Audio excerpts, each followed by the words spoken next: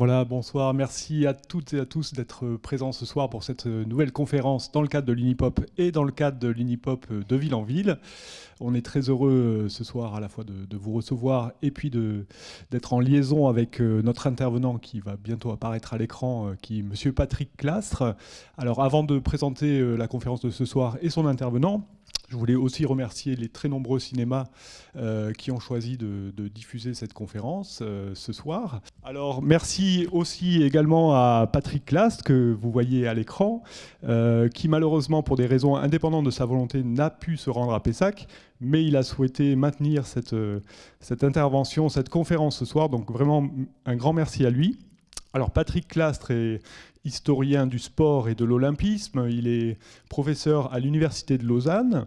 C'est un spécialiste de la géopolitique du sport international. Il a écrit de nombreux ouvrages et articles sur ce sujet. Il prépare aussi actuellement, je crois, 2 livres à apparaître aux presses universitaires de Rennes. L'un sur Pierre de Coubertin et l'autre, je crois, sur l'histoire des JO de 1896 à 1924. Donc c'est un grand spécialiste de cette thématique et c'est vraiment une chance pour nous de l'avoir ce soir.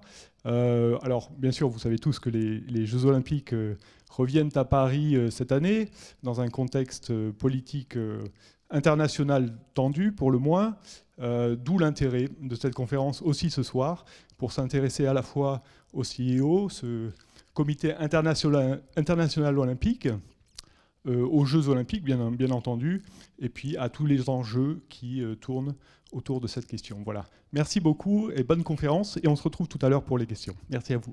Merci à vous, Bruno Scherer, pour votre accueil. Encore toutes mes excuses de ne pouvoir être présent parmi vous. En même temps, j'ai bien compris qu'il y a un large public qui est déjà en ligne, donc voilà, c'est un moindre mal. Et je suis très heureux de pouvoir vous présenter cette conférence au vu des conditions familiales et personnelles aussi depuis quelques mois qui sont difficiles, mais voilà, les jeux en valent la chandelle, donc je vais me lancer. Merci aussi aux techniciennes et à toutes les personnes qui ont été impliquées dans cette organisation. Donc, vous l'avez rappelé, Bruno Scherer, les JO de Paris 2024 sont la grande actualité de l'année sportive, mais pas simplement, de l'année aussi française. C'est tout l'enjeu de la projection de l'image de la France dans le monde qui se trouve derrière cet événement. Et puis, c'est un enjeu, l'actualité l'a montré encore récemment avec les déclarations de Vladimir Poutine et de ses collègues, c'est un enjeu aussi de relations internationales. Donc, la conférence est consacrée aux Jeux Olympiques, mais peut-être plus encore au Comité international olympique, qui est une institution formelle connue d'ailleurs. Je vous encourage à lire les chroniques que je tiens dans le monde tous les 15 jours depuis le début janvier jusqu'au mois de septembre. Et j'essaie d'éclairer cette institution, mais vous en aurez la primeur parce que vous allez en connaître, je pense, l'essentiel maintenant. Et puis je resterai très disponible pour toutes vos remarques et questions. Voilà, d'abord, faire l'histoire du sport international. Comment faire cette histoire et dans quel but? Et je me permettrai un certain nombre de remarques préliminaires pour ceux qui ne sont pas familiers de ce type d'écriture historique et s'interroger d'abord sur ce qu'est le sport. Parce que le sport, tout le monde le connaît, tout le monde l'identifie et en même temps, sa définition semble impossible. Je ne vais pas poser de définition ici, je vais juste expliquer que le sport n'existe pas en soi, que c'est un concept, de la même manière que l'art n'existe pas, tout peut être art et tout peut ne pas l'être.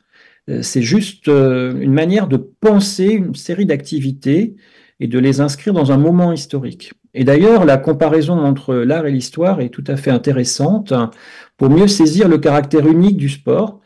Les artistes ont beaucoup de mal à s'emparer du sport. Inversement, le monde des sportifs a beaucoup de mal à pénétrer le monde de l'art. On a l'impression d'avoir des espaces qui sont bien différents. Le sport est un espace social en soi. C'est un monde alternatif qui a des singularités, qui est par exemple très lié à l'action des nations et aux effets des nationalismes, ce qu'on ne retrouvera pas du côté de l'art. Le sport est aussi gouverné par des institutions qui réduisent souvent ses acteurs au silence. C'est tout le contraire de l'art qui est censé libérer. Donc ça, c'est un premier point. Deuxième point, le sport ne reflète pas exactement la société. On utilise parfois l'expression assez facile qui consiste à dire que le sport est un miroir des sociétés. Je n'y crois pas vraiment. Le sport a plutôt un effet de grossissement, de transformation des réalités en raison de ses particularités. Le sport a son propre rythme, il a sa propre géographie, il a sa propre chronologie, parfois qui est accrochée à la chronologie générale des sociétés, et parfois qui ne l'est pas.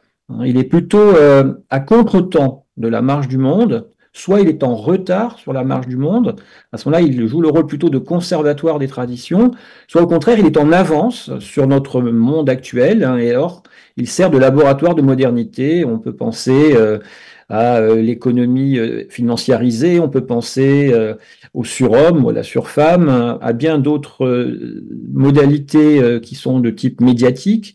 Le sport est un lieu où s'expérimentent des modernités médiatiques et technologiques qu'on va retrouver ensuite dans notre quotidien. Une autre des caractéristiques sur lesquelles je veux insister, c'est qu'on a affaire à deux planètes différentes. Il y a la planète des États, à laquelle on pourrait ajouter la planète du monde économique, et puis il y a la planète des sports. Ce sont des planètes différentes qui se croisent, s'entrechoquent, mais qui ont leur propre rotation, leur propre trajectoire et qui les rendent tout à fait à la fois indépendantes et parfois dépendantes. Les autres caractéristiques du sport, c'est qu'il y a des institutions sportives. Ces institutions sportives, vous les connaissez, ce sont les clubs, les fédérations nationales, les fédérations internationales et le comité international olympique qui, lui, est très singulier et qui a une prétention hégémonique sur l'ensemble du sport international, mais aussi des sports aux échelles nationales. Et ces institutions sportives, on a du mal à les penser comme des lieux de pouvoir, des lieux de confrontation. Et c'est ce que je vais essayer de montrer ici, c'est qu'on a affaire à des institutions qui bataillent les unes contre les autres, mais qui bataillent aussi avec les États et avec les pouvoirs économiques. À ceci près que depuis Pierre de Coubertin, qui est considéré comme le père des Jeux olympiques modernes, il n'est pas le seul à avoir contribué à cette invention, mais c'est en tout cas ce que nous retenons aujourd'hui dans la mémoire collective. On devrait plutôt retenir de Coubertin son rôle de penseur du sport, son rôle de théoricien du sport international, son rôle d'inventeur d'une diplomatie par le sport ou d'une institution diplomatique singulière qui est le Comité international olympique. C'est plutôt cette trace-là que Coubertin laissera dans l'histoire, et j'espère pouvoir le démontrer avec vous. Il a, contre toute une série d'organismes qui ont voulu prendre le contrôle du sport, notamment les États et les marchands, comme il les appelle, eh bien, il a forgé ce concept d'autonomie du sport et d'apolitisme du sport qui nous ont pénétrés. Ces idées nous sont devenues tout à fait familières sous d'autres formes plus oralisées, sous la forme d'adage, par exemple, on ne mélange pas le sport et la politique. Don't mix sport and politics, disaient les anglo-saxons. Cette idée-là, que le sport serait en retrait de l'espace politique, il faudrait le protéger de l'espace politique, eh bien, c'est une idée qui a été inventée par Coubertin et qui s'est largement diffusée dès l'entre-deux-guerres, puisque dans les années 30, on trouve déjà ces formules, on ne mélange pas le sport et la politique, don't mix sport and politics.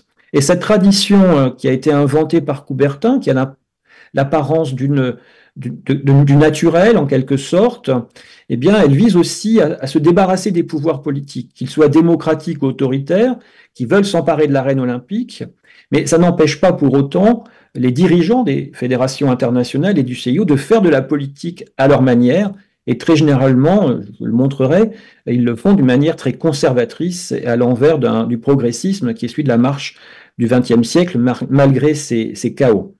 La dernière chose sur laquelle je voudrais insister, c'est la notion de neutralité sportive, qui est d'une certaine manière la projection au niveau international de ces notions d'autonomie et d'apolitisme du sport. C'est l'idée que le sport peut être un lieu de projection de paix internationale et qu'il est une manière pour le CIO aussi de se protéger face aux interventions des États Et le CIO en a usé et abusé à chaque fois que les tensions internationales sont considérables dans l'espace des sports. En l'occurrence, au cours des années 30, on pense ici aux Jeux de Berlin 1936, où les démocraties et les régimes bruns s'affrontent dans le stade, mais aussi à la longue guerre froide olympique, au boycott des Jeux de Moscou en 1980, des Jeux de Los Angeles en 1984, et puis récemment à la guerre russe contre l'Ukraine. Et à chaque fois, le CIO s'est retranché derrière cette idée communément admise de la neutralité du sport pour mieux asseoir finalement son autorité. Et vous l'avez compris, le CIO est aussi une institution politique, c'est aussi une institution diplomatique, et c'est son fonctionnement que je vais essayer de décrypter avec vous. Alors, en guise d'introduction, après ces prolégomènes, j'évoquerai ce qu'on pourrait appeler le phénix olympique, cette institution qui aurait dû disparaître au moins 3 fois au cours de son histoire et qui est toujours très présente, très hégémonique. J'évoquerai tour à tour la question de la relation entre la mémoire et l'histoire, parce que les historiens du sport sont confrontés à une très forte concurrence en matière d'écriture de l'histoire du sport. Il existe des historiographes au service des institutions, il existe aussi des érudits, les journalistes se piquent également d'écrire l'histoire du sport, et c'est une discipline où l'historien est loin d'être en position dominante, et il est même souvent accusé par les institutions d'être dans un rôle de critique, alors que notre fonction d'historien, elle est juste d'avoir une distance académique par rapport à un objet. On n'est pas là pour glorifier le CIO, on n'est pas là pour non plus le descendre, comme on pourrait dire de manière assez vulgaire. On est là pour essayer de trouver la distance académique la plus grande, l'objectivité la plus forte possible, sans être dans l'illusion d'avoir nécessairement une objectivité totale, mais au moins c'est une tension vers laquelle à laquelle on se doit. Et puis un certain nombre aussi de règles du métier qu'il faut respecter, les sources, nos archives, les confronter, etc. Ce qui est loin d'être une évidence. J'évoquerai ensuite le projet olympique comme constructeur d'une contre-société globale. J'interrogerai le CIO comme une sorte d'église, on pourrait parler d'institution vaticane. Je présenterai ensuite comment il a soumis la planète des sports à son hégémonie, à son autorité, comment le CIO mène sa propre diplomatie à côté et parfois contre le monde westphalien, c'est-à-dire la planète des États telle qu'elle nous a été léguée depuis le XVIIe siècle, qui est mise en ordre par les congrès internationaux, les accords diplomatiques entre les États.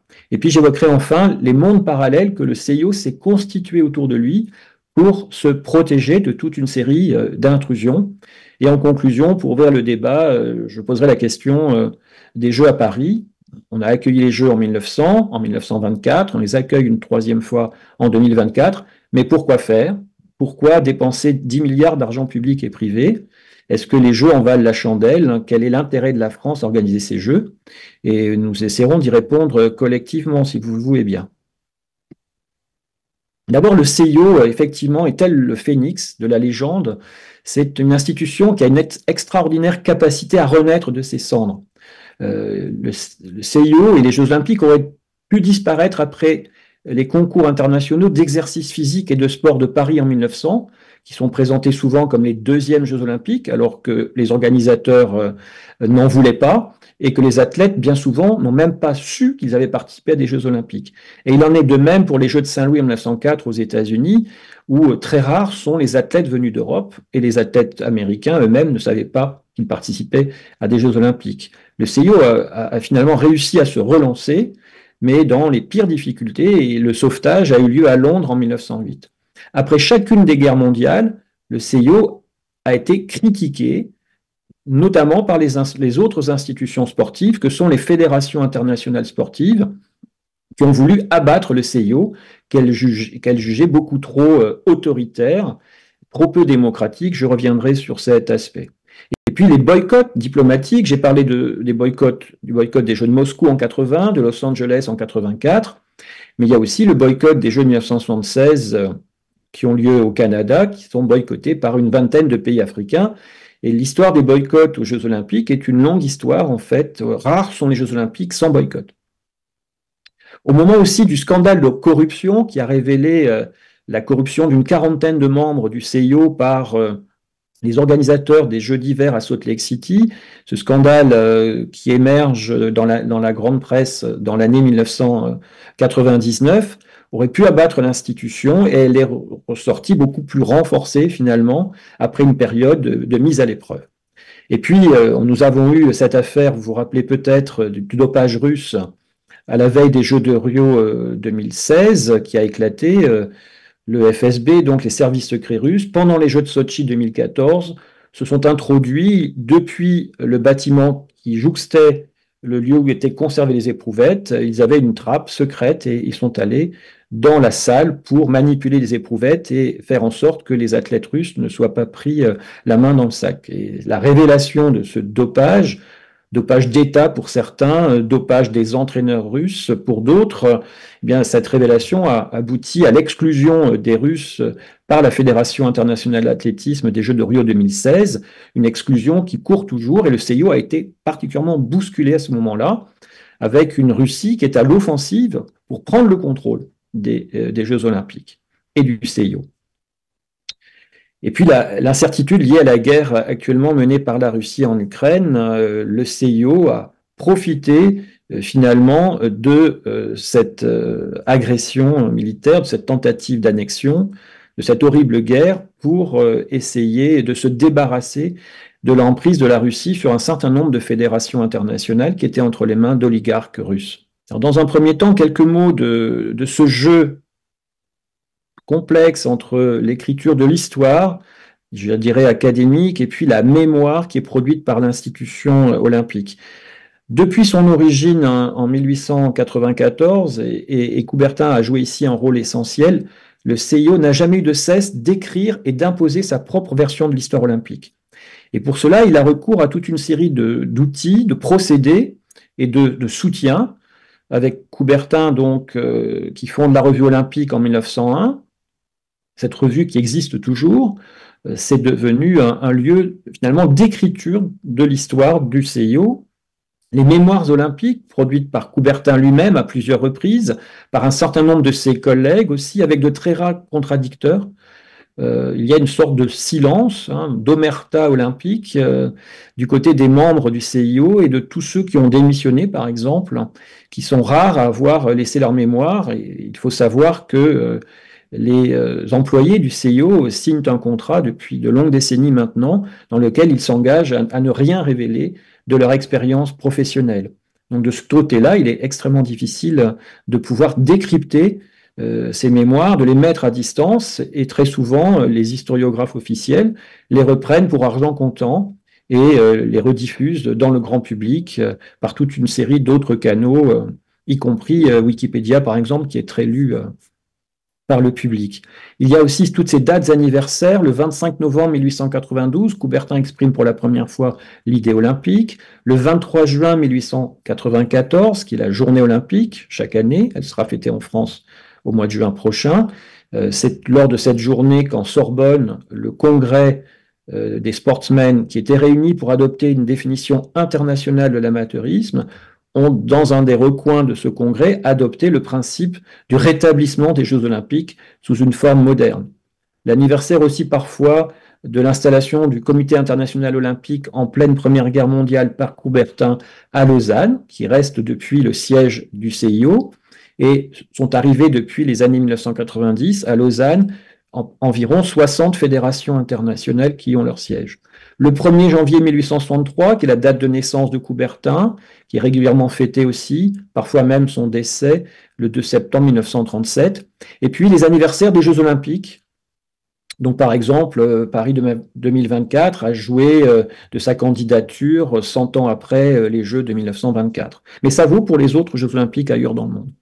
Des historiographes officiels, comme Messerli, le chancelier olympique Otto Meyer, le directeur de l'administration du CIO dans les années 60-70, Monique Berliou, l'ancienne championne française de natation et journaliste, Karel Wendel, les collectionneurs, les philatélistes, et puis toute une série de revues qui ne sont pas des revues scientifiques, mais des revues produite par des érudits qui apportent énormément d'informations positives au sens du sérieux de ces informations, mais qui charrient avec eux aussi toute une série de fausses lectures. Donc, du côté de l'Académie internationale olympique, qui a été fondée à Olympie en 1961, des académies nationales olympiques qui se déclinent à l'échelle de chacun des pays, le comité français Pierre de Coubertin, qui s'est exporté à l'échelle internationale, avec pour coiffer le tout le comité international Pierre de Coubertin, et puis une société internationale d'historiens olympiques.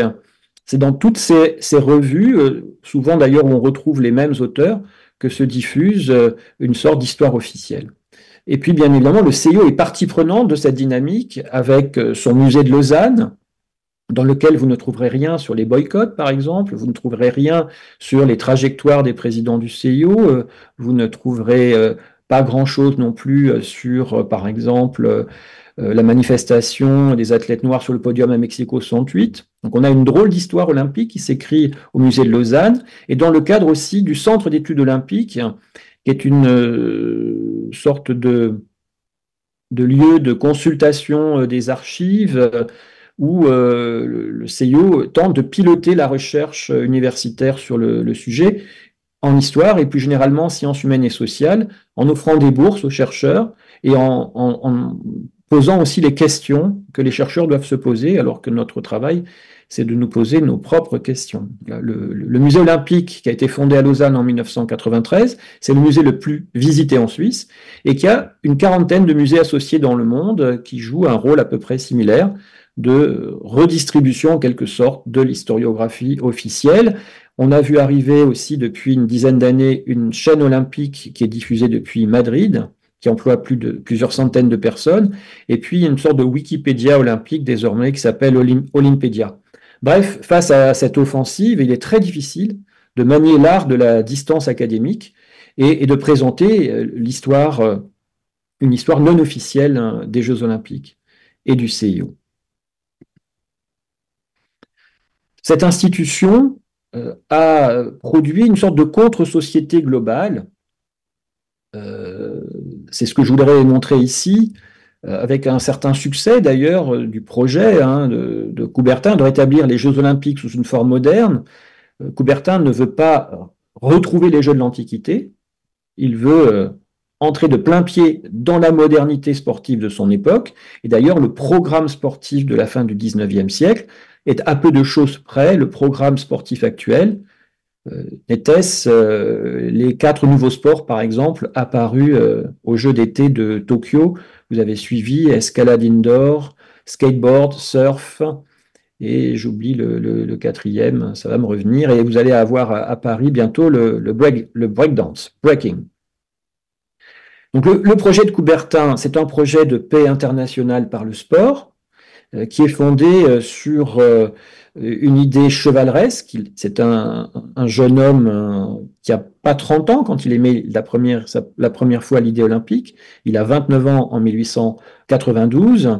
Il est très enraciné dans cette aristocratie de laquelle il est issu, et il se projette avec l'idée de produire par le sport une nouvelle élite pour la France et pour le monde. On pourrait appeler les chevaliers de l'olympisme ou les hommes nouveaux du sport. Et cette tradition qu'il invente, au point que parfois on est troublé par les jeux de correspondance entre l'Antiquité, les concours de l'Antiquité, les agonesses et puis les Jeux olympiques modernes, participe du succès des Jeux olympiques. Parce que les élites auxquelles s'adresse Coubertin sont toutes imprégnées des humanités classiques. Et ce jeu assez subtil, finalement, d'aller-retour entre l'Antiquité et la modernité, est une des raisons du succès de l'initiative olympique de Coubertin. En fait, il faut la replacer, cette initiative, à la confluence de toute une série de dynamiques qui emportent l'Europe depuis le XVIe siècle. D'abord, la redécouverte de la gymnastique par les médecins et les pédagogues de la Renaissance, l'ars gymnastica, la renaissance aussi de l'État grec à compter de 1821 contre l'Empire ottoman, les progrès de la médecine et de l'hygiénisme racial et social du milieu du XIXe siècle, Bien sûr, l'élan de la révolution industrielle et technologique, avec ses impératifs de performance et de mise en concurrence, l'émergence de ces grandes institutions au XIXe siècle, que sont l'armée d'une part et l'école d'autre part, qui concourent à nationaliser les corps, à transformer les corps adolescents en nations armées et scolarisées au service des États modernes. Et puis, bien sûr, ne pas perdre de vue qu'on est dans un moment d'accélération de la mondialisation, de rapprochement des continents par les nouvelles technologies de la fin du XIXe siècle qui permettent, avec le train, avec les paquebots, de traverser les continents, de traverser les océans, et ça permet bien évidemment aux échanges sportifs de se dérouler dans cette fin du XIXe siècle, et c'est bien cela la nouveauté de la fin du XIXe siècle, c'est que pour la première fois dans l'histoire de l'humanité, on a des athlètes qui peuvent circuler à l'échelle de la planète et des informations sportives qui circulent aussi à l'échelle de la planète et qui vont permettre des comparaisons. Enfin, ces échanges sportifs sont portés par des élites qui sont cosmopolites au sens où ces élites sont transnationales. Elles sont bien sûr issues et patriotiques, mais elles sont aussi tout autant imprégnées d'un certain art de vivre qui fait que vous allez prendre les eaux à Baden-Baden, skier en Norvège, prendre le paquebot pour vous rendre en Amérique, et vous allez vous rencontrer dans ces lieux de ce que Thorstein Veblen, un sociologue d'origine scandinave établi aux États-Unis à la fin du XIXe siècle, appelle la classe de loisirs, the leisure class, c'est-à-dire cette élite qui a suffisamment de temps et d'argent pour se donner à fond dans la pratique des sports et pour ceux qui en sont les plus passionnés, élever leur niveau athlétique à des hauteurs qui leur permettent de remporter la palme en quelque sorte et les couronnes olympiques. Et puis il y a bien évidemment cet élan des spectacles et des loisirs qui prend dans la deuxième moitié du XIXe siècle et qui emporte toutes les classes sociales et notamment les classes populaires qui seront des spectatrices pendant longtemps du spectacle de sport sans nécessairement en être les actrices. C'est tout cela qui va concourir à la coagulation de l'idée olympique de Coubertin et à sa réalisation à Athènes en 1896 pour la première fois, ensuite à Paris, même si c'est passé inaperçu en 1900, à Saint 1904, et puis surtout à compter de Londres en 1908, où pour la première fois, nous avons à Londres en 1908 des équipes nationales. C'est-à-dire que les Jeux olympiques, au départ, sont des compétitions de nature transnationale, au sens où les athlètes s'inscrivent à titre individuel ou bien au titre de leur club. Tout va changer à Londres en 1908, puisqu'on a désormais des délégations nationales avec des maillots nationaux, et cette nationalisation du sport va aboutir à une montée des tensions qui accompagne d'ailleurs la montée des tensions dans le champ diplomatique au même moment. Ce projet olympique d'une contre-société globale est l'expression athlétique du liberal pacifism, le pacifisme libéral, qui est un grand courant de pensée que vous connaissez puisqu'il porte à la fois l'élan de la Croix-Rouge internationale, celui du prix Nobel de la paix, par exemple. On pourrait y additionner les YMCA, ces jeunesses militantes protestantes anglaises et américaines, et toute une série de dynamiques, de congrès, expositions universelles. L'idée qui traîne là, c'est celle du libéralisme économique, mais aussi culturel et politique. C'est l'idée que dès lors que les frontières s'abaissent, on va pouvoir rapprocher les peuples par les échanges économiques, par les traités diplomatiques, par les connexions aussi téléphoniques, télégraphiques, et bien évidemment par les rencontres athlétiques. Et ces rencontres athlétiques, dans l'esprit de Coubertin, elles doivent permettre de contribuer à la paix internationale entre les patries. Les pacifistes libéraux ne doivent pas être confondus avec les pacifistes du courant socialiste, qui, eux, rejettent l'idée même de guerre. Pour ce qui est des libéraux pacifistes, la guerre est l'échéance ultime. On essaie de la contenir le plus possible, mais si elle vient à se déclencher, eh bien, on prendra les armes et on défendra sa patrie. Coubertin est un grand patriote, on n'en fera pas un nationaliste au sens de Charles Maurras, avec lequel d'ailleurs il a eu une controverse. L'autre caractéristique des Jeux Olympiques, vous l'avez compris en évoquant tout à l'heure les Jeux de 1894, le congrès pardon, de 1894 en Sorbonne, c'est que les sportsmen sont avant tout des amateurs. Et nous tous, nous sommes imprégnés de cette idée d'amateurisme, parfois jusqu'à l'écœurement devant la place que peut prendre l'argent dans le sport, à l'échelle nationale ou aux échelles internationales. C'est dire la puissance de cette idéologie amateur qui nous porte tous avec l'idée que finalement, il faudrait retrouver une sorte de pureté originelle du sport, l'époque des amateurs. Mais ce n'est pas comprendre que les amateurs, en fait, sont les représentants de l'élite sociale de l'époque et que la règle de l'amateurisme est d'abord et avant tout une barrière sociale et morale opposée par les sportsmen issus de l'aristocratie, de la bourgeoisie, aux professionnels qui sont issus du peuple. Parce que si vous voulez participer aux compétitions des sportsmen dans leur club et même aux Jeux Olympiques, eh bien, il faut afficher ce statut d'amateur, c'est-à-dire ne pas percevoir de salaire, ne pas percevoir de prix en argent ou en nature que vous pourriez revendre. Et ça veut dire l'impossibilité finalement pour les jeunes gens issus du peuple de pouvoir élever leur niveau, puisque eux, ils ne disposent ni du temps de loisir, ni de l'argent pour pouvoir se consacrer pleinement à la pratique. On est donc dans un moment historique à la fin du XIXe siècle, et d'ailleurs depuis le milieu du XIXe siècle en Angleterre, où s'invente ce concept d'amateurisme, où les clubs UP et les grands concours internationaux, y compris les Jeux Olympiques, sont fermés aux sportifs professionnels issus du peuple. Et cette règle de l'amateurisme, elle perdurera jusqu'en 1981 et elle ne sera abandonnée que progressivement par chaque fédération internationale. La dernière à l'avoir abandonnée, c'est la boxe à Rio en 2016, où pour la première fois, on a vu des boxeurs amateurs concourir contre des boxeurs professionnels. Pierre de Coubertin a bien conscience qu'il est difficile de contrôler la réalité de l'amateurisme des athlètes, et donc il va très vite préférer à l'idée de l'amateurisme l'idée du serment de l'athlète qui s'engage à respecter son adversaire. C'est ce qu'on appelle en anglais le fair play. On appellera en français le code d'honneur, si vous voulez bien. En tout cas, ce serment de l'athlète est prêté depuis 1920 et il est toujours prêté par un représentant des athlètes aux Jeux Olympiques. Le terme même d'olympisme nous paraît tout à fait familier. Or, Pierre de Coubertin ne l'emploie pas particulièrement jusqu'en 1901.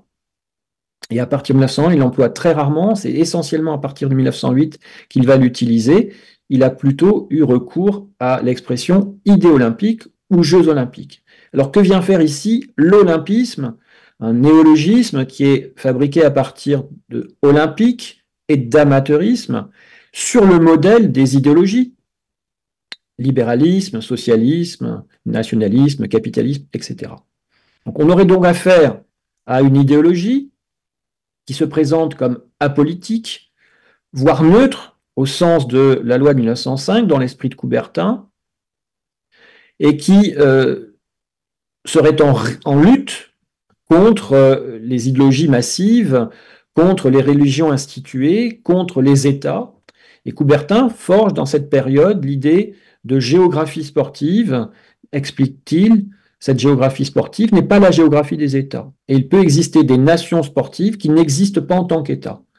Par exemple, aux Jeux de Stockholm en 1912, vous avez la participation de la Bohème, alors qu'il n'existe pas encore de République tchèque, et vous avez la participation de la Finlande, qui est le Grand-Duché de Finlande, qui est soumis à l'empire du Tsar. Et d'ailleurs, tant du côté de Vienne, de l'empire austro-hongrois, que du côté du Tsar et de l'empire russe, il y a une forte contestation contre la présence de ces délégations finlandaises et de Bohème aux Jeux de Stockholm en 1912. Mais pour Coubertin, c'est l'idée qu'il peut exister des nations sportives en dehors de l'organisation des États. L'olympisme, c'est aussi un rempart théorique utilisé contre les marchands du temple, qui, dès cette période-là, vendent le spectacle du sport. Les entraîneurs aussi, qui sont parfois même des corrupteurs. La presse, tout ce monde de l'argent autour du sport, des paris sportifs, des paris truqués, dans le domaine de l'hippisme, de la boxe, de l'athlétisme. Bref, tout cela, pour un aristocrate comme Coubertin, anti-plutocrate, mérite d'être rejeté et d'être protégé.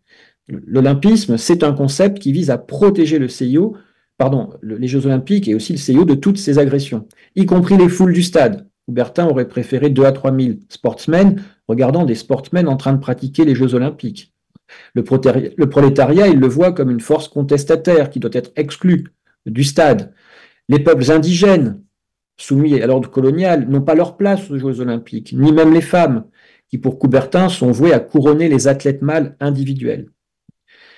Donc on a là affaire avec l'olympisme à un rempart théorique, mais aussi spirituel, dans la mesure où Coubertin va l'élever au niveau d'une religion qu'il appelle la religion de l'athlète, et il ira même beaucoup plus loin, puisque à la fin de sa vie, il imaginera que l'on enlève son cœur de son propre corps pour le déposer dans la stèle à Olympie qui lui a été élevée en 1927.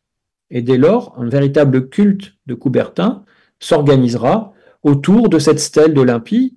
Et j'ai évoqué tout à l'heure la fondation de l'Académie internationale olympique en 1961.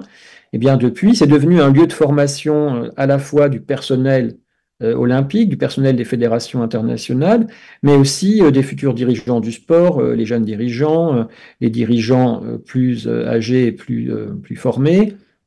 Et tous, au cours de leur séjour à Olympie, sont conduits devant la statue, enfin, devant l'autel de Coubertin où se trouve son cœur pour l'honorer. Comme s'il était une sorte de prophète, peut-être même d'intermédiaire entre la religion du sport et les athlètes et les dirigeants. Et tout cela se retrouve aussi dans le système de valeurs que le CIO a produit. Depuis l'époque de Coubertin, plus vite, plus haut, plus fort. Vous avez peut-être suivi en 2021, le CIO a ajouté une quatrième notion, ensemble, together en anglais, communis en latin.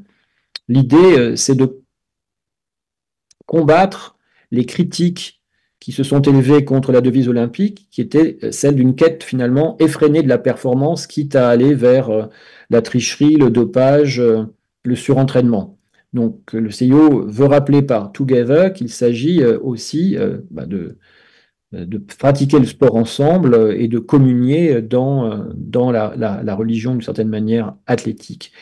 Et du côté des Jeux Olympiques de la jeunesse, qui ont été lancés au début des années 2010, qui servent de laboratoire au CIO pour introduire des nouveaux sports, pour tester de nouvelles modalités de pratique internationales, comme par exemple les équipes mixtes que vous avez peut-être vues à Tokyo en athlétisme, en natation ou en judo, eh bien, ces Jeux Olympiques de la jeunesse sont aussi le lieu d'élaboration de nouvelles formules. Et la devise olympique plus vite, plus haut, plus fort, même si elle reste officiellement la devise du CIO, n'est plus guère utilisée. Elle est abandonnée et remplacée par cette devise forgée dans le cadre des Jeux Olympiques de la jeunesse, amitié, respect, excellence, dans laquelle devise tous les peuples du monde et tous les régimes politiques peuvent aussi se retrouver, parce que c'est une des caractéristiques du CIO, c'est qu'il ne définit jamais véritablement ses concepts. Donc que faut-il entendre par respect ? On a par exemple cette valeur qui a été particulièrement soulignée par le régime chinois. C'est-à-dire que les Jeux Olympiques et le sport sont des lieux où l'on va respecter l'État, on va respecter l'autorité des anciens, etc. On va respecter les dirigeants du pays, les dirigeants sportifs. La quête de l'excellence, dans chacun des régimes politiques du monde, la quête de l'excellence conviendra, et l'amitié entre les citoyens, elle sera cultivée aussi bien en Russie qu'en Côte d'Ivoire, en France ou au Canada. Donc ce sont des systèmes de valeurs qui sont effectivement rassembleurs, généreux dans leur dynamique, mais comme ils ne sont pas accrochés à des textes qui sont par exemple ceux qui fondent les droits humains et les grandes libertés publiques et privées, eh bien deviennent extrêmement plastiques et peuvent être appropriés par à peu près tous les régimes politiques et toutes les civilisations. C'est là aussi une des explications du succès des Jeux olympiques, cette plasticité finalement des valeurs olympiques. Avec une petite coquille, je m'en excuse, à olympique ici. Et sauf quelques tabous corporels, notamment la question de la nudité et de la mise en spectacle des corps, particulièrement des corps féminins, qui peut poser problème dans un certain nombre de civilisations. L'institution elle-même, le Comité international olympique, a pour première caractéristique d'être né finalement très tôt, à l'âge du sport international.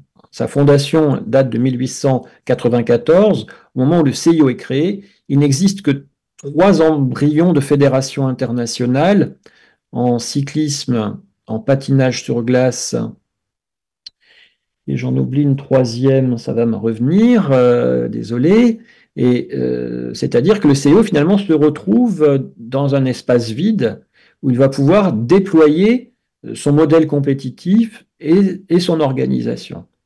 Et il faut bien comprendre comment le CIO s'est historiquement structuré, alors qu'il existe des modèles compétitifs concurrents. Vous avez par exemple en tennis, vous avez la Coupe Davis, en golf la Ryder Cup, en voile vous avez l'America's Cup, qui repose sur le principe du challenge round, c'est-à-dire que le vainqueur de l'année précédente est directement en finale, ça a longtemps fonctionné comme ça aussi pour le tennis, et il a face à lui des challengers qui vont dégager un challenger unique qui viendra le défier pour l'ultime finale de l'année et redistribuer le titre pour l'année suivante.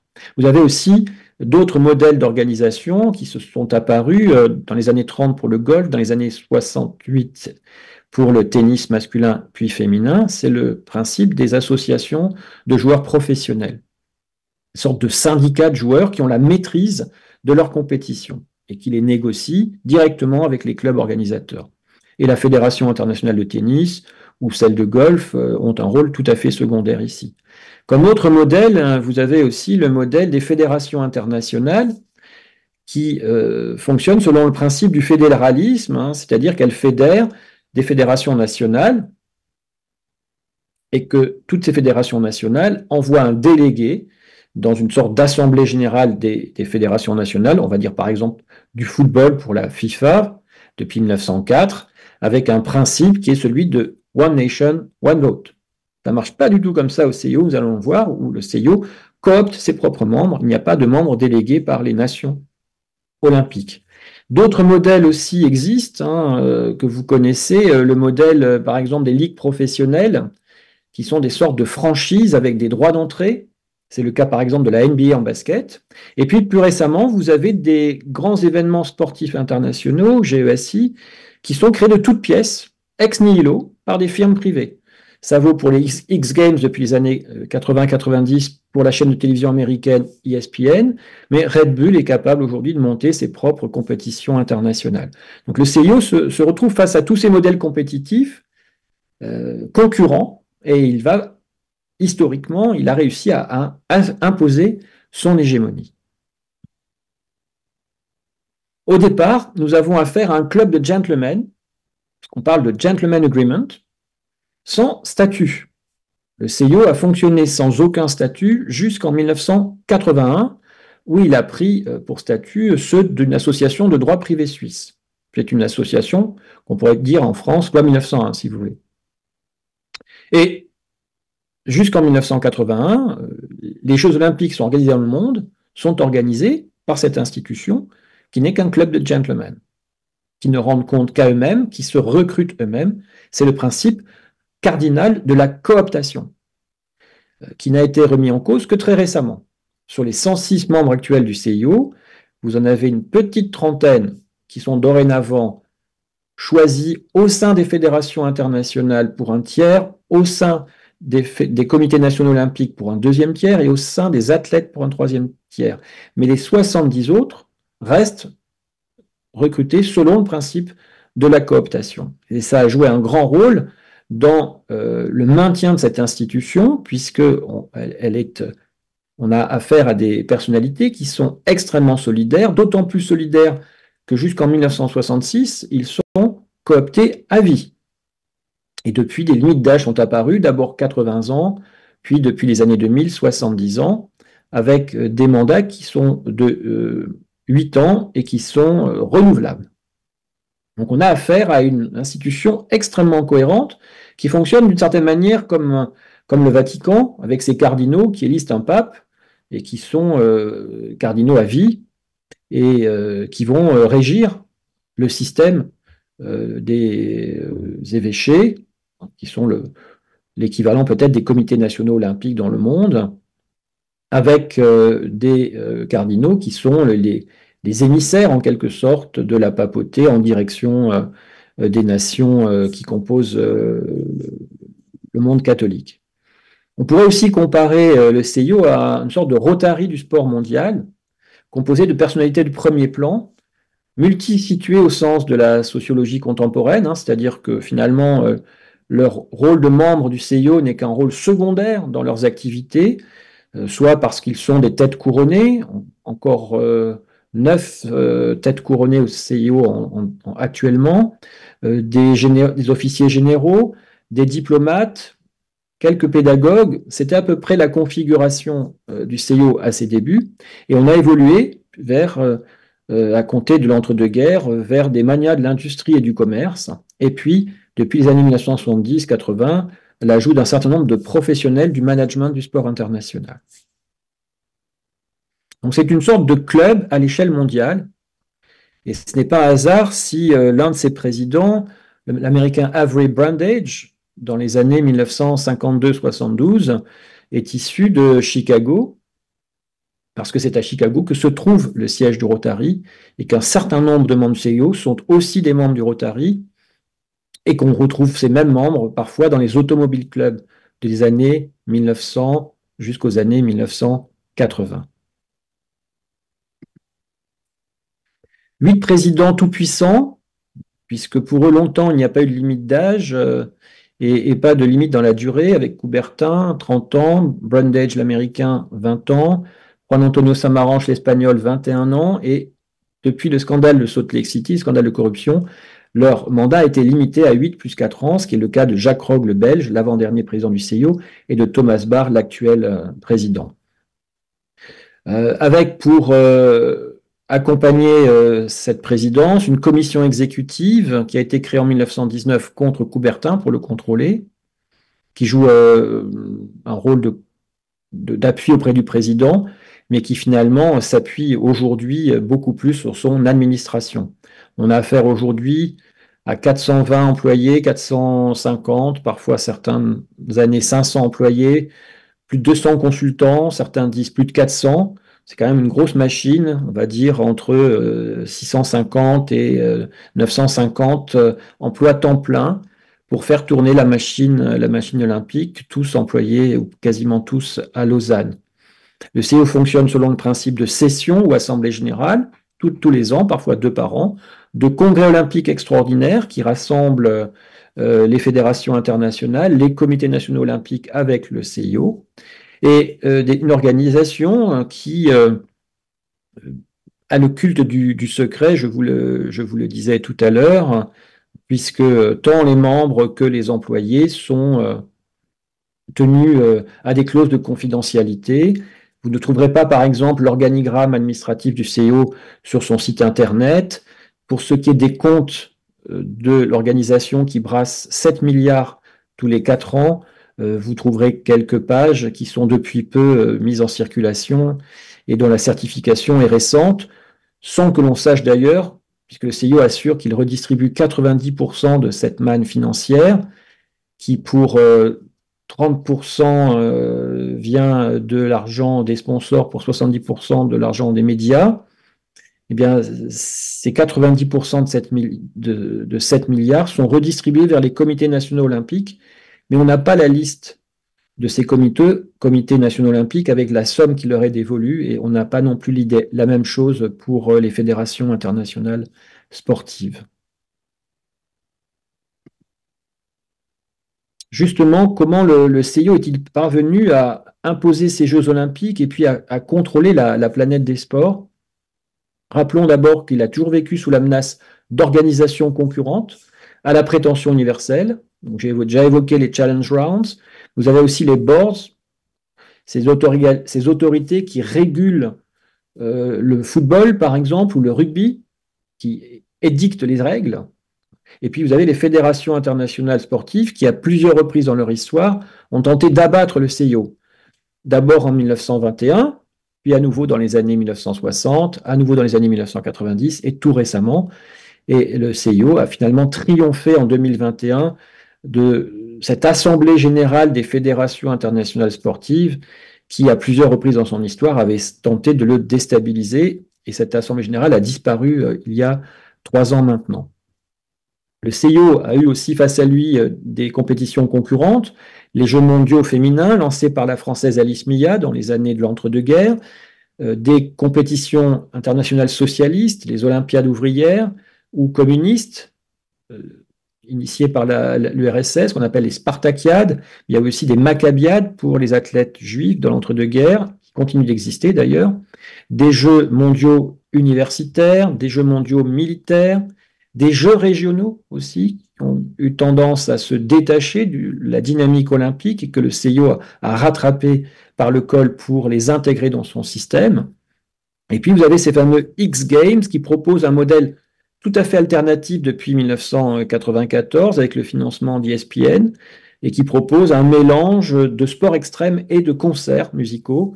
On est là au cœur de l'industrie de l'entertainment que vous allez voir apparaître place de la Concorde en juillet prochain avec les épreuves notamment de skate ou de breakdance, puisque la musique va dorénavant accompagner une bonne partie des épreuves sportives, ce qu'on retrouve déjà dans un certain nombre de concours olympiques aux Jeux d'hiver. Donc le CIO a face à lui régulièrement des organisations qui se dressent et qui prétendent, elles aussi, à l'hégémonie universelle. Et vous en avez une qui est en train de surgir aujourd'hui, même deux, puisque Vladimir Poutine vient d'organiser non seulement des Jeux du futur en février, qui sont des jeux électroniques notamment, mais surtout il invite les fameux BRICS en juin à des compétitions internationales en Russie. BRICS, je rappelle, hein, Brésil, Russie, Inde, Chine, Afrique du Sud, mais rejoint récemment par d'autres États comme l'Iran. Et puis en septembre, dans le cadre de l'Organisation de coopération de Shanghai, qui est une alliance encore plus vaste qui rassemble la Russie et la Chine avec ce qu'on appelle aujourd'hui le Global South, donc ces pays du Sud révoltés contre la domination de l'Occident, eh bien, vous aurez là des jeux alternatifs, et c'est ce qui explique très largement les réactions toutes récentes du président du CIO, Thomas Bach, pour condamner l'activisme de la Russie anti-olympique. Donc le CIO, pour pouvoir contrôler la planète des sports, s'appuie sur deux outils très puissants. D'une part, les comités nationaux olympiques et d'autre part, les fédérations internationales sportives quand il arrive à les contrôler. Les comités nationaux olympiques jouent un rôle essentiel depuis leur banalisation au tournant de l'année 1908. Ces comités nationaux olympiques sont le bras armé du CIO au cœur des États et des sociétés sportives. Ce sont eux qui valident le statut d'amateur ou pas des athlètes. Et ce sont eux qui inscrivent les athlètes aux compétitions olympiques. C'est toujours le cas aujourd'hui. Le Comité national olympique et sportif français dresse la liste des athlètes qu'il va inscrire aux Jeux olympiques auprès du comité d'organisation des Jeux olympiques de Paris, le COJO Paris 2024, et tous les comités nationaux olympiques du monde font la même chose. Sur la base, bien évidemment, des qualifications sportives organisées dans le cadre des compétitions mises sur pied par les fédérations internationales sportives. Mais longtemps, les CNO ont exercé une censure sociale et morale du fait de l'amateurisme sur les athlètes.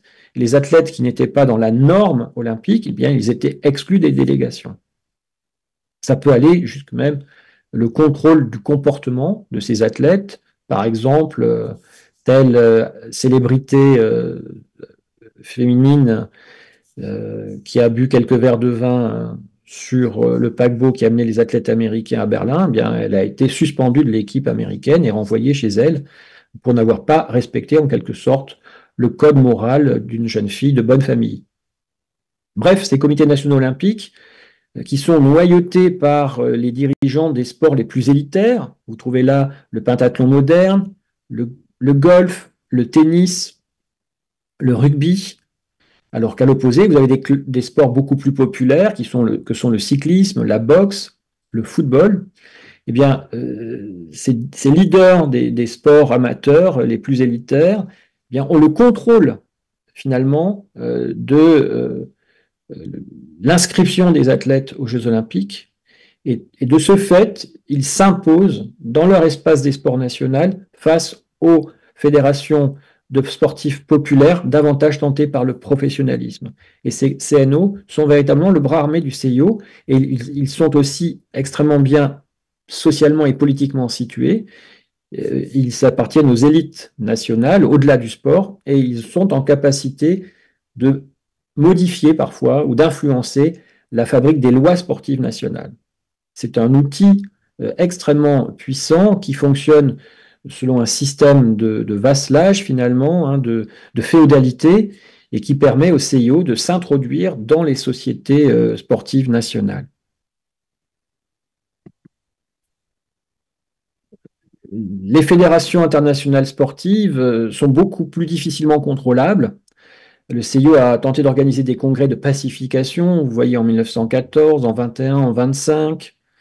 Et puis, le CIO a obtenu la disparition de Sport Accord en 2021-22, qui était l'organe créé par les fédérations internationales pour abattre le CIO et remplacer les Jeux Olympiques par d'autres compétitions internationales dites thématiques. Par exemple, on aurait réuni toutes les compétitions de sport artistique, toutes les compétitions de sport de combat, toutes les compétitions de sport de plage, avec des nouvelles localisations et des nouvelles modalités d'organisation.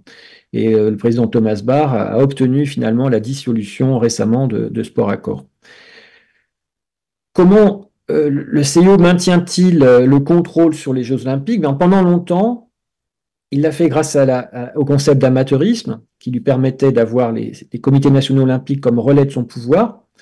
Et c'est imposé aussi, cet amateurisme, il a été imposé aux fédérations internationales. Mais très rapidement, le CIO a eu recours aussi et surtout au refinancement, vous l'avez compris, de ces comités nationaux olympiques et des fédérations internationales qui, pour un grand nombre d'entre elles, sont dépendantes de l'argent du CIO pour continuer d'exister. Donc l'amateurisme, c'est une manière de contrôler le pouvoir sportif, d'assurer l'hégémonie du CIO, mais l'autre instrument de pouvoir, c'est bien le programme olympique. C'est-à-dire que si une fédération internationale, par malheur, voit son sport sortir du programme olympique, si elle n'est pas puissamment organisée du point de vue financier et du spectacle du sport, eh bien elle est menacée de disparition, tout simplement. Donc il y a là un enjeu extrêmement fort qui permet au CIO, en contrôlant le nombre de sports olympiques, c'est-à-dire le nombre de sports qui sont offerts aux compétitions olympiques, eh bien de faire taire d'une certaine manière les fédérations internationales ou parfois même de les exclure, comme la tentative a eu lieu avec la lutte, qui était une fédération particulièrement corrompue, où le dopage était persistant, et le CIO a tenté de l'exclure, mais il n'y est finalement pas parvenu. Pourquoi? Parce qu'il s'est retrouvé face à une coalition de puissances qui étaient les héritières de l'ancien empire ottoman, on va dire des Balkans jusqu'à l'Asie centrale, où la lutte est un sport national dans chacun de ces pays, avec en adjonction l'Iran, et même l'association de l'Iran et des États-Unis, des fédérations de lutte iraniennes et américaines. Vous connaissez l'état des relations entre ces deux pays depuis de nombreuses décennies. Eh bien, dans le cas de la lutte, ces deux pays se sont associés aux États issus de l'ancien Empire ottoman pour défendre la lutte dans le programme olympique, et elles y sont parvenues. D'où la nécessité pour le CIO aujourd'hui, pour survivre, de conserver un public de consommateurs. Or, toutes les enquêtes montrent depuis une quinzaine d'années environ que les jeunes de moins de 40 ans ne regardent plus les Jeux Olympiques ou très peu à la télévision, notamment les Jeux d'été. D'où l'idée de rénover l'offre. Et vous avez vu apparaître l'escalade indoor, le surf et le skateboard à Tokyo.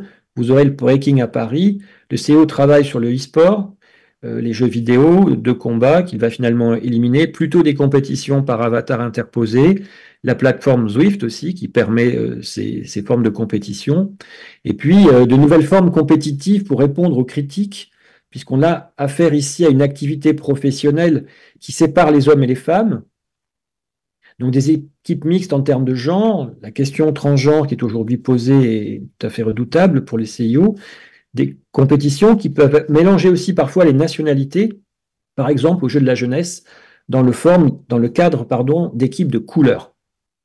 Mais rien de tel n'existe encore au JO. Nous ne sommes pas encore à l'âge transnational. Le CIO a déjà connu cette période transnationale, je vous l'ai dit, avant 1908, où les athlètes s'inscrivaient au titre de leur club et de leur nation, mais nous restons aujourd'hui encore dans des compétitions olympiques qui voient s'affronter des nations sportives.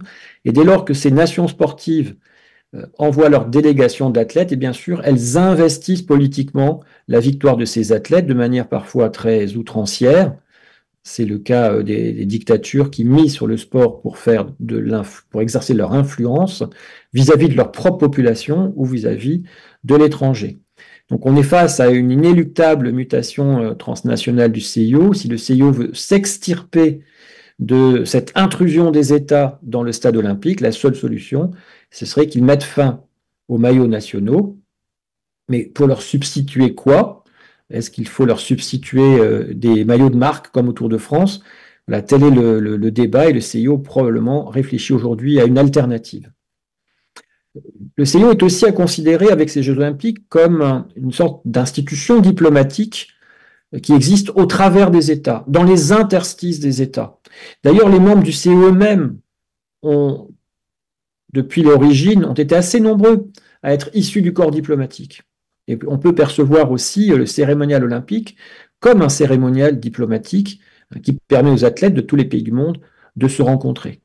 Le CIO pratique une stratégie qu'on pourrait appeler la stratégie du coucou, puisqu'il n'est pas doté d'un territoire étatique. Il doit donc placer ses Jeux olympiques d'hiver et d'été dans des villes hautes et il va faire pérégriner ces Jeux d'un continent à l'autre, avec une alternance assez logiquement construite, hein, pour petit à petit gagner l'ensemble de la planète à son ordre olympique, à sa référence olympique, avec jusqu'en 1932 des Jeux essentiellement en Europe, sauf Saint-Louis 1904 et Los Angeles 32 aux États-Unis. Et puis on a une bascule que vous pouvez rapporter aussi au progrès de la circulation aérienne, hein, qui permet à Melbourne d'accueillir les Jeux en 1956, et l'Australie les aura accueillis finalement à 3 reprises, avec une 3e fois à Brisbane en 2028. En 2032, pardon, puisque 2028 c'est Los Angeles.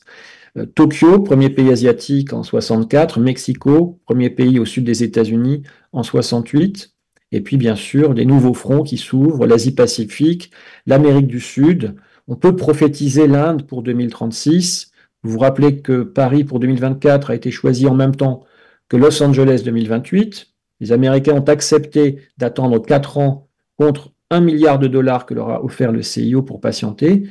Et 2032 a très rapidement été donné par le CIO à Brisbane en Australie pour en finir avec cette diagonale terrible qu'il avait subie depuis les Jeux de Sochi 2014, Pékin auparavant 2008 et à nouveau Pékin pour les Jeux d'hiver 2022 avec des critiques très virulentes dans l'ensemble du monde occidental.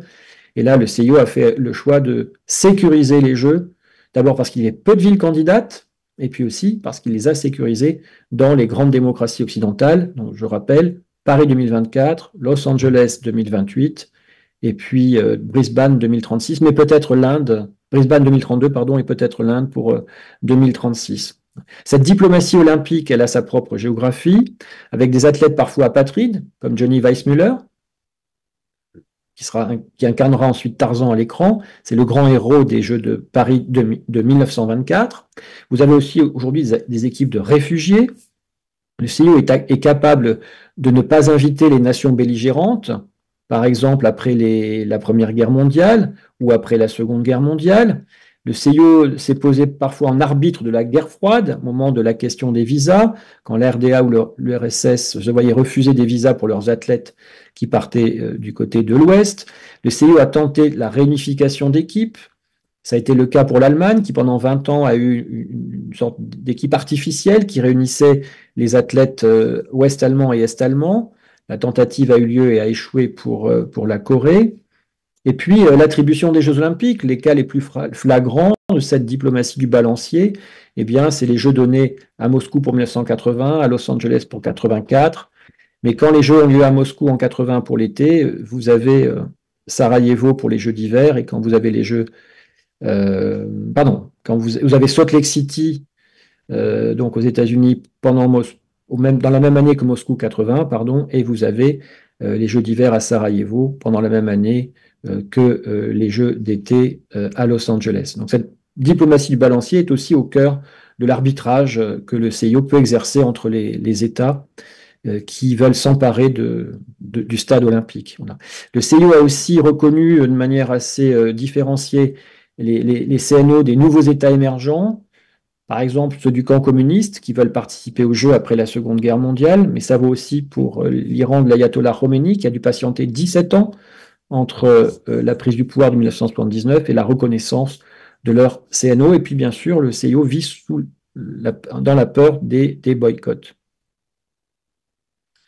Le CIO est capable aussi de se poser non pas en concurrent, mais finalement en allié des organisations internationales. Coubertin lui-même a tenté de courtiser le Bureau international du travail, qui avait des velléités de développer une sorte de Bureau international des sports comme annexe contre le CIO. Il a aussi courtisé avec ses collègues la Société des Nations, qui a esquissé une sorte de Société des Nations sportive contre le CIO, jugé trop démocratique, trop conservateur, trop antidémocratique, pardon. La France a tenté, avec l'ONU dans les années 1970, de reprendre le contrôle du CIO, puisqu'elle avait perdu la présidence avec Coubertin en 1925. Elle ne l'a jamais retrouvé depuis. Et vous avez cette offensive de charme orchestrée par Juan Antonio Samaranch depuis le début des années 1990, avec l'invention de toute pièce de la trêve olympique qui n'a jamais existé dans l'Antiquité sous la forme qu'on lui connaît aujourd'hui, qui aboutit finalement à l'octroi du statut d'observateur en 2009 pour le CIO à l'ONU, ce qui est un statut très rarement accordé, mais qui permet dorénavant au CIO d'être informé des dossiers, des grands dossiers du sport international et d'exercer son influence pour se protéger d'un éventuel retour de flamme de l'ONU en matière de sport. Et d'ailleurs, ce retour de flamme, on y avait eu droit en 1999 avec la création, vous la connaissez, cette institution, l'Agence mondiale antidopage, ou WADA en anglais. Cette Agence mondiale antidopage, à la suite du scandale du Tour de France, du dopage dans le Tour de France, dopage Festina, l'affaire Festina, le CIO avait voulu créer une agence de contrôle antidopage basée à Lausanne, composée uniquement des fédérations internationales sportives et du CIO. Et à ce moment-là, les ministres du sport en Belgique, France, c'était Marie-Georges Buffet à l'époque, et Italie, plus du Canada, se sont ligués pour imposer une organisation bipartite au CIO. Aujourd'hui, siègent pour moitié les gouvernements et pour moitié les organisations sportives internationales. Et le CIO vit toujours dans le mirage d'un prix Nobel de la paix. Le CIO est finalement parvenu à solidifier cette construction qui repose à la fois sur les comités nationaux olympiques et sur les fédérations internationales qui lui sont dévouées du fait de la redistribution de l'argent des médias et des sponsors des Jeux olympiques. Le CIO en a profité pour sécuriser aussi, par la création de mondes parallèles, son hégémonie mondiale. Et vous avez, par l'entremise des concours d'art, des programmes culturels, la volonté d'associer les artistes et les écrivains. Pour ce qui est du contrôle des genres féminins, puisque le CIO n'a pas contrôlé les athlètes masculins, mais les médecins et les scientifiques ont pu se mettre au chevet de la pureté du sport et de la séparation des genres, depuis les tests gynécologiques imposés aux jeunes femmes dans les années 50. Elles ont très mal vécu, vous imaginez bien, jusqu'aux tests chromosomiques aujourd'hui, ou la création de l'International Testing Agency par le CIO, dont il a finalement le contrôle contre l'Agence mondiale antidopage, je pourrais vous l'expliquer. Il y a aussi, aujourd'hui, pour être journaliste, il vous faut une accréditation. Mieux vaut être membre de l'Association internationale de la presse sportive, créée par des journalistes français en 1924 à Paris. Il y a ce fameux programme The Olympic Partners, programme top depuis 1985, qui permet d'arrimer au mouvement olympique des sponsors très importants, que vous connaissez tous. Les juristes aussi ont beaucoup travaillé à la sécurisation juridique du mouvement olympique avec l'invention de ce qu'on appelle la lex sportiva, sur le modèle du ius commerci, du droit du commerce. Donc, finalement, le monde du sport s'est constitué en un monde judiciaire en dehors du monde des États, avec un tribunal arbitral du sport qui est l'instance suprême de décision, et des athlètes ou des organisations sportives qui sont encouragées à ne pas porter leurs affaires devant les justices d'État, mais à les régler dans le cadre de ces tribunaux du sport et de ce tribunal arbitral du sport situé à Lausanne. Les Olympiens, plus de 100 000 athlètes dans le monde, qui sont mis en mouvement par le CIO, avec des commissions d'athlètes dans les fédérations internationales et au CIO, où l'on confisque finalement la parole des athlètes, puisqu'on ne connaît pas de commission d'athlètes qui soit particulièrement vindicative.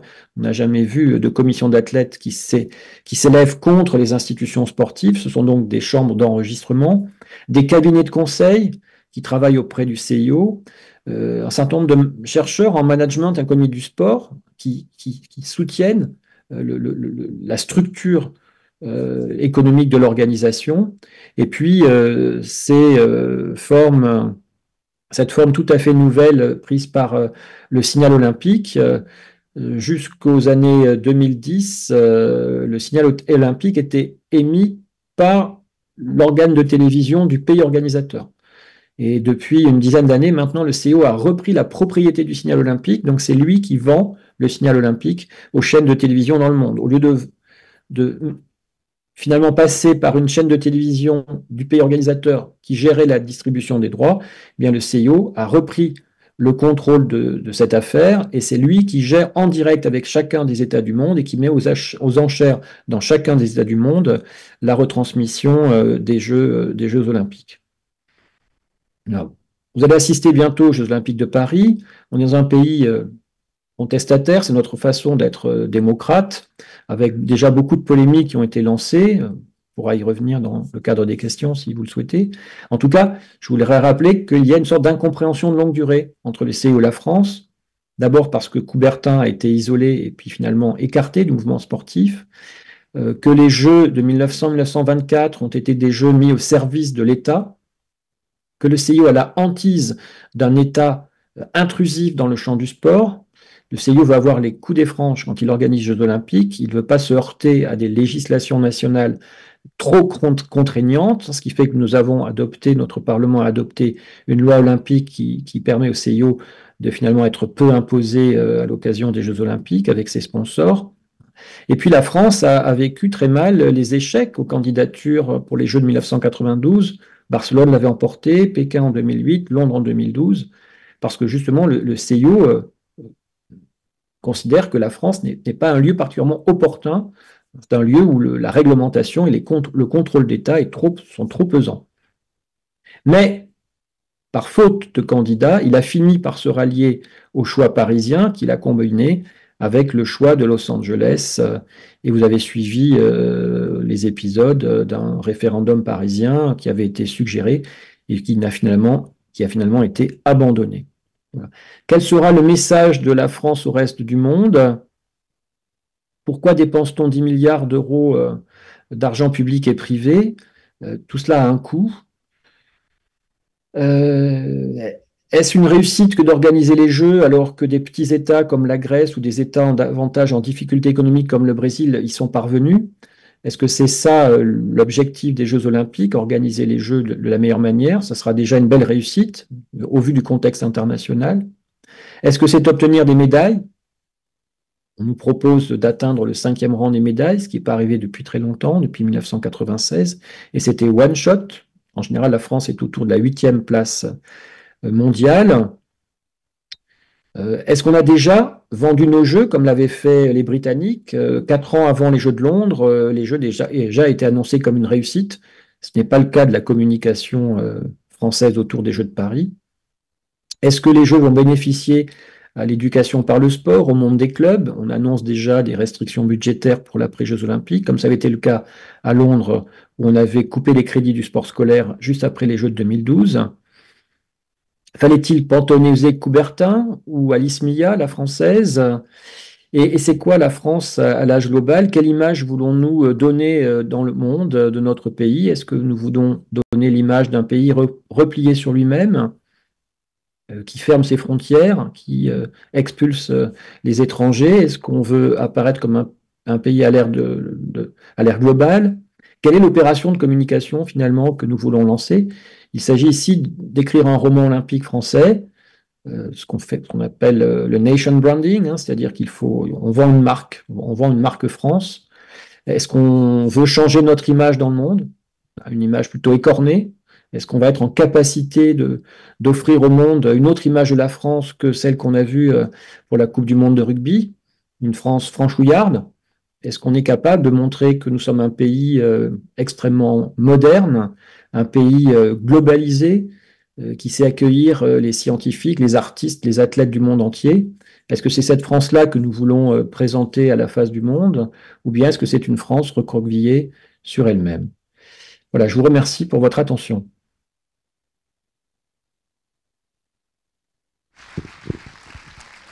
Merci beaucoup Patrick Las pour cette conférence passionnante. Alors on a une dizaine de minutes pour poser vos questions à la fois en direct ici dans la salle et puis à distance. Donc n'hésitez pas à envoyer un message. Je ne sais pas si on a mis le numéro de téléphone, si on l'a mis. Peut-être une première question justement sur l'argent. Alors vous avez aussi soulevé un certain nombre de questions à la fin de cette conférence, mais on sait que les budgets des Jeux Olympiques sont régulièrement dépassés et parfois allègrement. Je crois que les JO de Londres avaient fini à un budget final de x2 par rapport à ce qui avait été prévu au départ. Je crois qu'à Rio, le budget avait été multiplié par 4.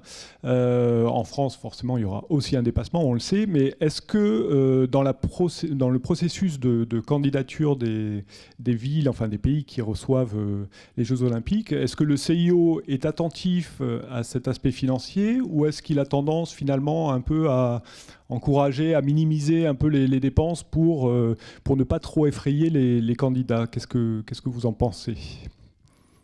Non, le CIO est très sensible aux critiques qui lui sont opposées. Et la France, d'ailleurs, a mis en place un système singulier, hein, et unique. C'est la première fois que ça arrive, dans la mesure où la Cour des comptes est chargée d'évaluer le processus de financement des Jeux avant les Jeux, pendant les Jeux et à l'issue des Jeux Olympiques. Donc ça contraint très fortement le comité d'organisation. Le dépassement sera probablement assez minime, mais donc de l'ordre de peut-être de 0,2%, peut-être un petit peu plus, mais pas beaucoup plus.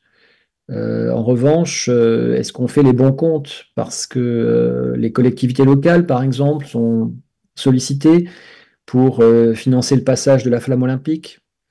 Il y a toute une série d'événements qui sont vendus par le comité d'organisation et il n'est pas certain aujourd'hui de remplir les caisses comme il l'avait imaginé. On n'est pas certain de vendre toutes les places des Jeux olympiques, on n'est pas certain de vendre toutes les places des Jeux paralympiques. Le retard est important d'ailleurs pour cette organisation-là. Mais les dépassements ne seront pas considérables, d'autant qu'on n'a pas construit de très grandes structures, contrairement à d'autres Jeux olympiques. On n'a pas construit un stade olympique, on a juste fait opérer un rattrapage en termes de piscine olympique. Il n'y a pas On n'est pas dans la situation des éléphants blancs, ces bâtiments qui ont été construits, qui ne seront pas utilisés, par exemple, lors des Jeux d'Athènes hein, ou de ces stades de volume considérable qui ne retrouvent pas preneur, comme par exemple le stade de Londres en 2012. Donc on aura une configuration probablement assez différente avec le cas français. Je ne veux pas dire que tout soit rose, mais je pense que ça reste à peu près sous contrôle. Enfin, de ce que mes collègues m'expliquent, nous restons à peu près sous contrôle. Bon, l'espoir est permis alors.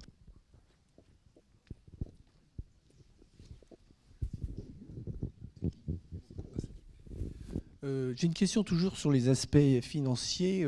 Comment évolue le budget du CIO au cours des temps, surtout des années récentes, et comment se passent les négociations entre le CIO et les sponsors? Tout à l'heure, vous avez parlé de 7 milliards.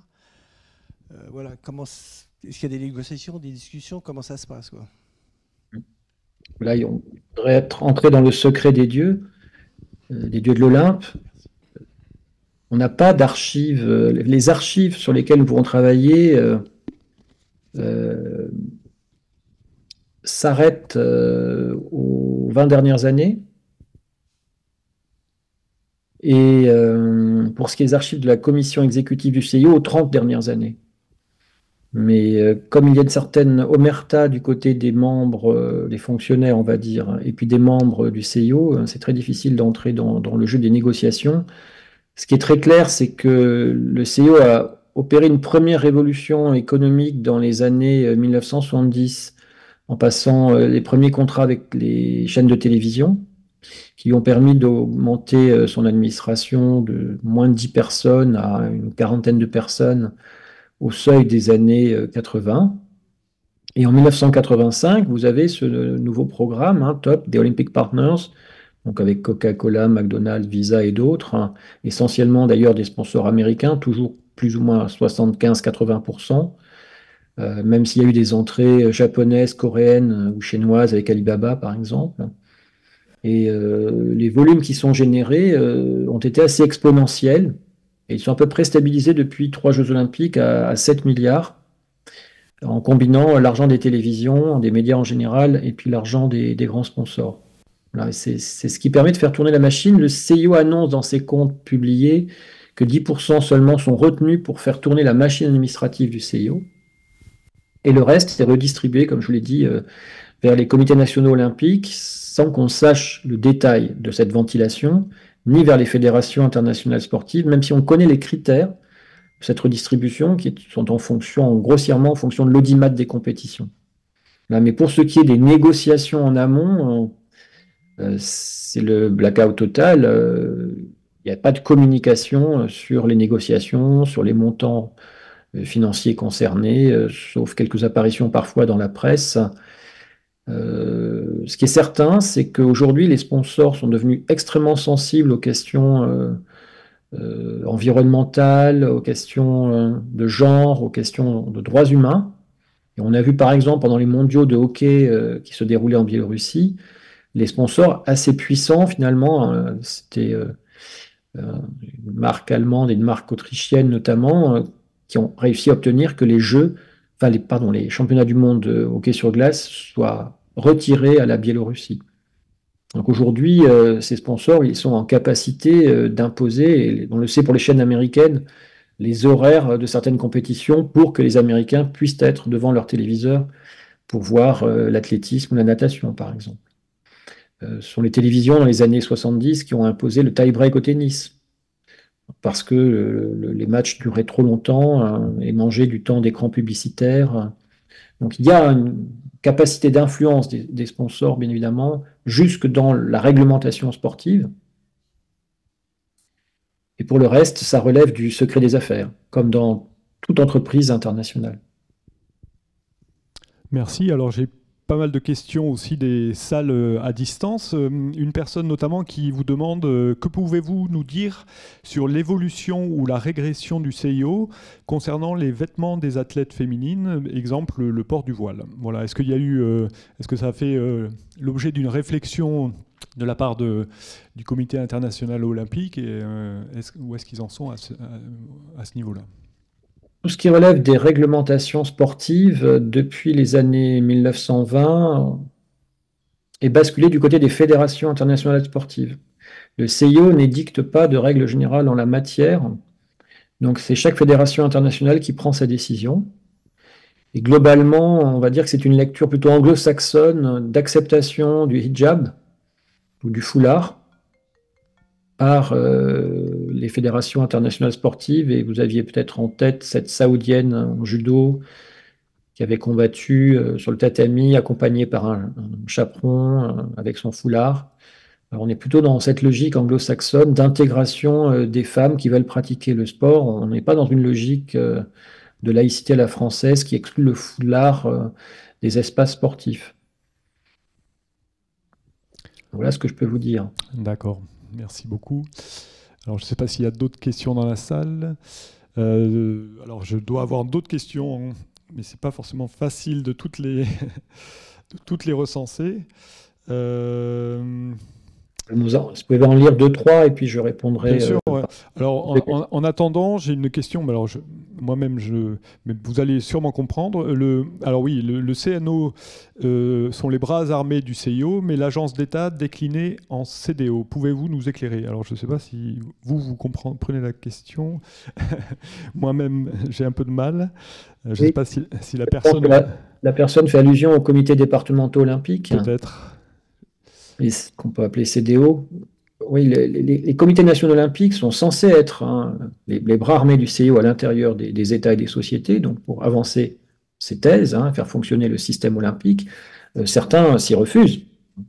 D'une part, déjà dans les dictatures, les CNO sont sous le contrôle des dictateurs, donc ils n'ont pas vocation nécessairement à être au service du CIO. Et dans les démocraties elles-mêmes, il y a des CNO qui sont rebelles. C'est tout un jeu politique pour le CIO que d'arriver à soumettre les CNO. Et quand ils sont rétrofinancés par le CIO, et dans des pays pauvres, par exemple, c'est beaucoup plus simple. Les CNO plus riches, c'est un peu plus compliqué. Ou les CNO qui sont dans des sociétés, on va dire, avancées du point de vue des libertés publiques et privées, ils sont davantage réticents à entrer dans l'obéissance et la volonté politique du CIO. Alors, les déclinaisons qui existent en France au niveau départemental, c'est assez différent finalement. Les comités départementaux olympiques, voilà, ils ont leur fonctionnement propre, une forme d'autonomie. Bien sûr, ils sont censés se couler dans le moule du comité national olympique, mais certains comités départementaux sont rebelles à leur manière aussi et n'acceptent pas nécessairement la tutelle du CNO. Ils considèrent qu'ils ont ils ont leur propre liberté d'action. Ils rassemblent donc les clubs à l'échelle départementale, quels que soient les sports, en tout cas pour ce qui est des sports olympiques. C'est comme cela que fonctionne cette architecture.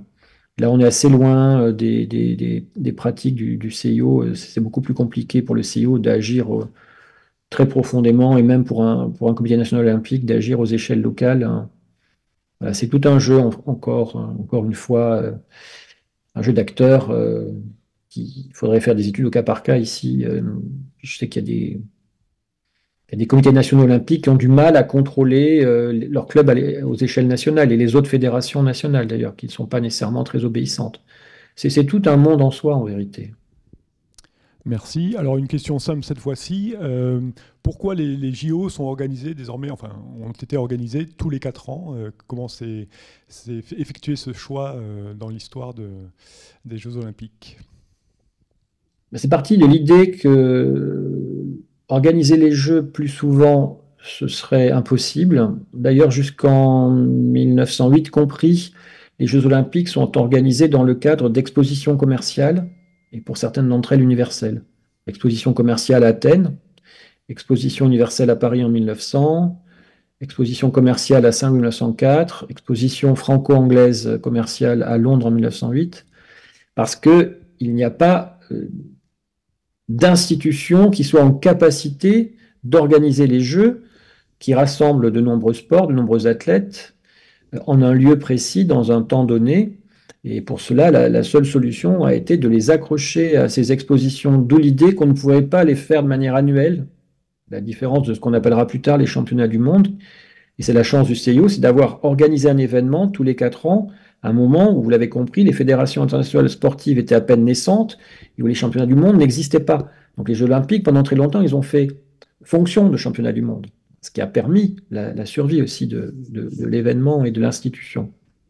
Donc on a affaire à un CIO qui, dès l'origine, Coubertin l'avait conçu comme ça, avait pensé à la périodos, c'est-à-dire ces concours qui se déroulaient chaque année alternativement à Olympie, à Delphes, à Corinthe et j'oublie le 4e lieu, dans le Péloponnèse. Donc tous les ans, vous aviez ces grands concours qui constituaient ce qu'on appelait la périodos, c'est-à-dire qu'on allait à pied faire le tour de ces grands concours. On propose Sparte dans la salle. Chaque année. Non, c'est pas Sparte, c'est les Jeux de Némée. Némée, d'accord. Voilà, les Jeux de Némée. Les Jeux néméens. Donc les Jeux pythiques à Delphes, les Jeux corinthiens, les Jeux néméens et les Jeux olympiens. Voilà. Donc c'est ce modèle qui a été retenu.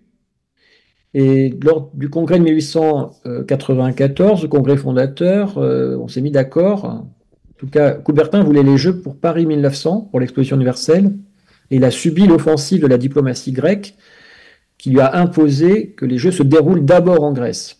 Et il a préféré pactiser avec les Grecs pour des Jeux à Athènes en 1896, puis à Paris en 1900, pour éviter que les premiers Jeux ne soient rénovés à Londres, comme le proposaient certains.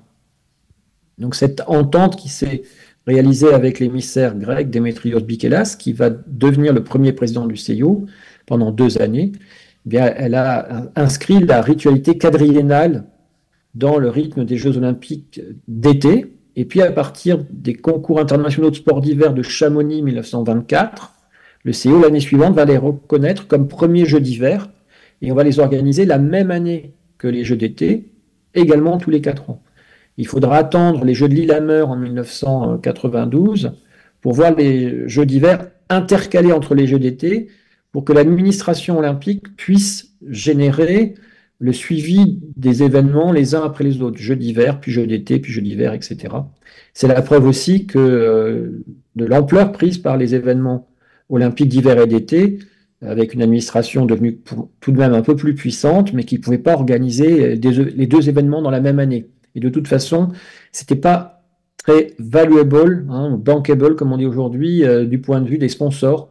Il valait mieux répartir dans le temps, dans un temps séparé, les Jeux d'hiver et les Jeux d'été.